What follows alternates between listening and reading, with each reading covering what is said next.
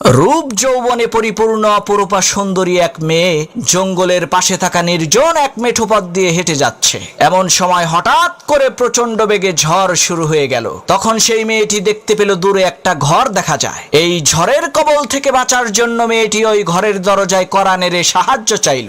একজন টকবগে যুবক ছেলে ঘরের ভেতর থেকে দরজা খুলে সেই সুন্দরী মেয়েটাকে আশ্রয় দিল। এদিকে দিন পেরিয়ে রাত হয়ে যাচ্ছে, কিন্তু ঝড় বৃষ্টি থামার কোনো নামগন্ধ নাই। এমন সময় মেয়েটি দেখতে পেল সেই যুবক ছেলেটি তার হাতের আঙ্গুল মোমবাতির আগুনে পুড়াচ্ছে। এই দৃশ্য দেখে মেয়েটি প্রচন্ড পরিমাণে আশ্চর্য হয়ে বলতে লাগলো, হায় হায় সর্বনাশ, এটা কি মানুষ নাকি অন্য কিছু?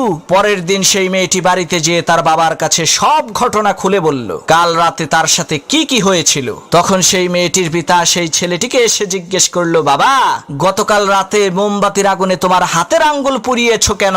তখন সেই ছেলেটি বলতে লাগলো, চাচা, প্রচন্ড ঝড়ের রাতে আমার এই নির্জন ঘরের মধ্যে আপনার সুন্দরী মেয়েটাকে দেখে আমার মনের মধ্যে কুপ্রবৃত্তি চলে আসলো। তখন আমি আমার হাতকে মোমবাতির আগুনে পুড়িয়ে মনকে বোঝালাম, ওরে মন, এই দুনিয়ার সাধারণ আগুনই তো তুমি সহ্য করতে পারো না, তাহলে জাহান্নামের ওই কঠিন আগুন তুমি কিভাবে সহ্য করবা? ছেলেটির এই সততা দেখে লোকটি বলল, বাবা, একটা রাত তুমি ধৈর্য ধারণ করেছো, তার বিনিময়ে আল্লাহ রাব্বুল আলামিন সারা জীবনের জন্য আমার এই সুন্দরী মেয়েটাকে তোমার করে দিল।